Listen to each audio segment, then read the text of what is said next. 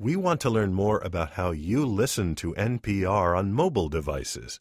Visit npr.org/research to offer your thoughts through our questionnaire. Thank you.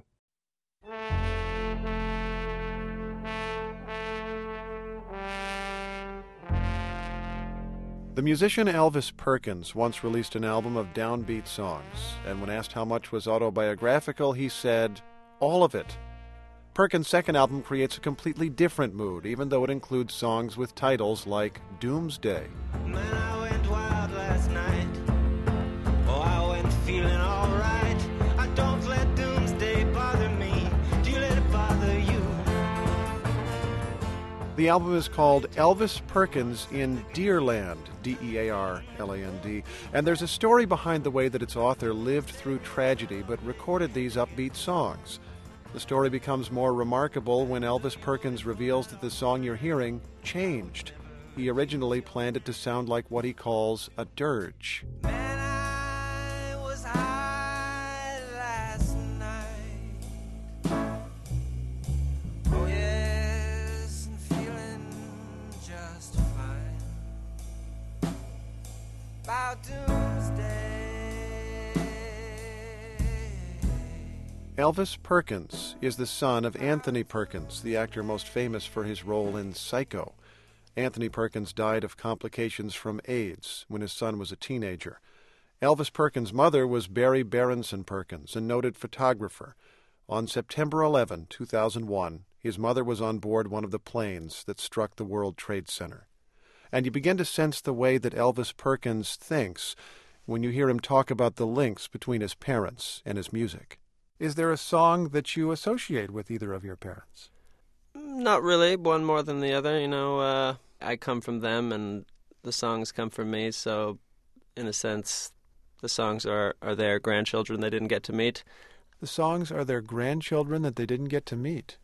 Sure, why not? They strike me as offspring from time to time, and some of them on the new album sort of stare back at me a little funny. Kids do have a tendency to do that. They do, yes. But, some resemble one more than others, and sometimes you wonder if there's a bit of the mailman in some of the songs. To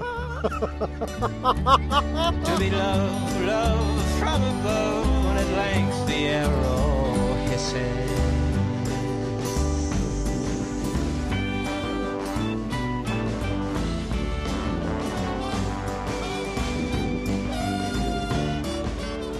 I've never been a very good storyteller when it comes to sort of regular conversation, which I think is in part why I've been driven to write these songs.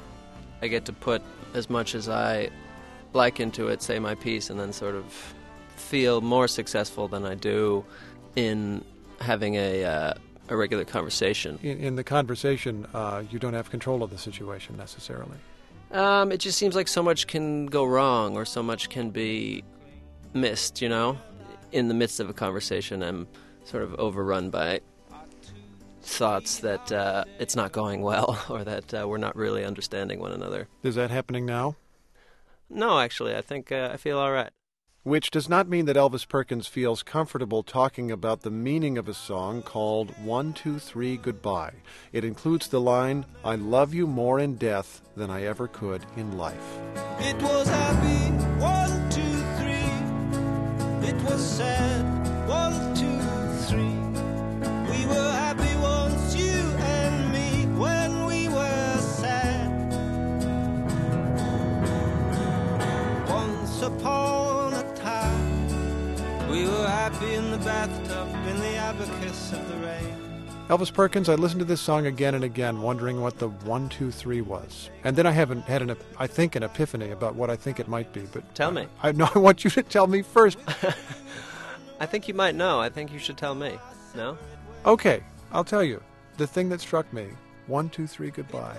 It was happy, 1, 2, 3. It was sad, 1, 2, 3. I wondered what that was. And suddenly I had an image of the fact that you often will say 1, 2, 3 when you're taking a photograph. Huh.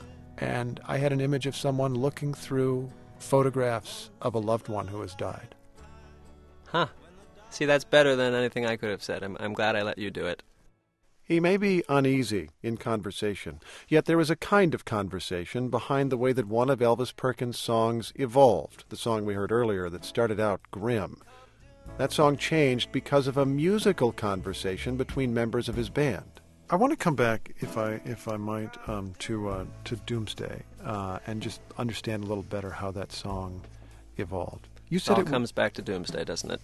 Oh, you voted for that awful man. I'd never refuse to hold your hand. It actually started as a very slow sort of dirge of a waltz. And then tell me how you went about presenting this dirge to your band. Well, we just played it one day in Providence. Providence, Rhode Island. Yeah. Not talking about a state of mind. Well, that too, but mostly the Ocean State. Okay. And you play this waltz dirge for the band. You feel pretty good about it. Yeah. And then what happened? And then we find ourselves in Stanfordville, New York, and our drummer Nick has recently acquired a marching drum which he fastens to his person and bangs the hell out of. And any song that is having any sort of difficulties advancing or evolving, you take this drum to it and suddenly it's everything's all right. And we did that to Doomsday and it felt all right.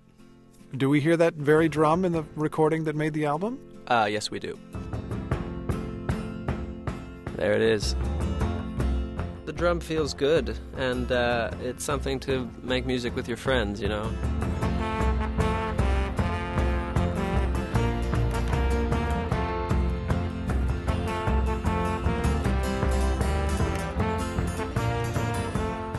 Did you feel like you'd lost something in giving up the dirge? No, I felt like we'd gained something for sure. And the dirge is not lost. Like I say, it will. We'll see the dirge before this thing is over. Boy, there is a statement for life in general, isn't it? We'll see the dirge before this thing is over. That could be the name of your next album.